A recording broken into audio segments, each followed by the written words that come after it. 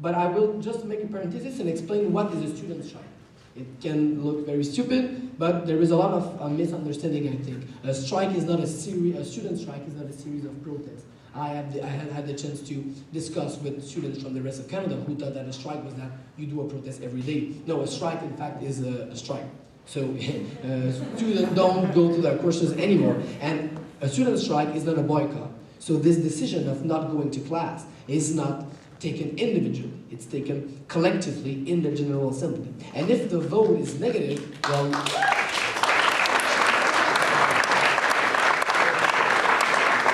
so if the vote is negative, I mean, everyone will go to class, and there will be no picket lines in front of the colleges and universities. But if the vote is positive, well, if the democratic and collective decision is to do the strike, well, no one has to go to class. And that is shocking for a lot of people, because we are in a society where individual choice is so encouraged and collective choice so feared. So when you vote your strike, you win your strike vote, you're very happy, you drink beer at the night, and then the next morning you have the much harder part, is that you have to make your strike mandate respected. And that means hoping that 100% of the students will not show up to class. That never happens. There are always a minority, and it is a minority of students who want to break the collective decision and go into class. And as a student association, and as a student militant activist, your duty is to be sure that the people who respect the strike are not disadvantaged because other people don't respect it and have the course. So what you have to do is do picket lines. Is block the entry of your college and your university. And that was seen in Quebec as something very violent, very anti-democratic, because today we see education as a service, as an individual service. And we were being said, well, you are customers. People pay for their education, so they have the right to do it. And that's why the special law is called une loi pour le droit à l'éducation, which is totally ironic, but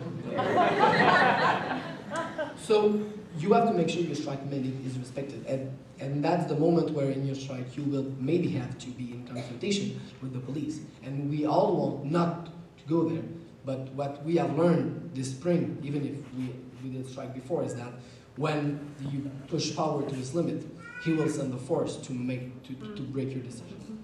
And so that's very basically what is a student strike. But now the next question is, why is it the best tactic? My colleague said it's the best weapon. What is that powerful in a student strike? What is the concrete effect of the strike on the government? Why is it pressure? Because when you strike, you speak the language of your enemy, money. When you strike, well, because quand vous faites la grève, les professeurs et les employés sont encore payés, même s'il n'y a plus de cours qui se donnent. Et donc la pression, elle est économique. Elle est massivement économique, because it is impossible for the government to cancel the semester.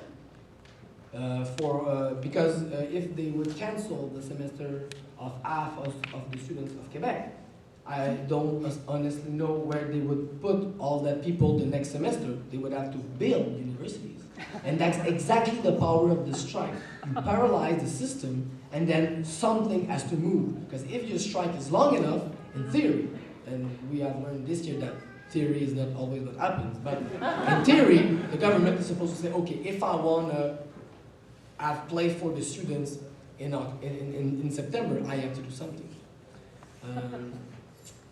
Donc ça, c'est l'efficacité, disons, économique de la grève. C'est très simple, mais c'est très, très, très, très fort.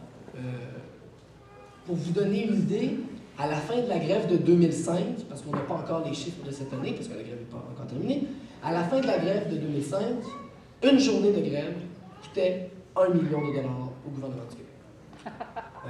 C'est beaucoup d'argent. Et ça, c'est une pression importante. C'est sûr qu'il faut aussi avoir une stratégie médiatique, il faut aussi convaincre les gens, il faut aussi aller dans l'espace public. Mais si déjà le mouvement a cette force économique-là, les chances de gagner sont déjà très importantes.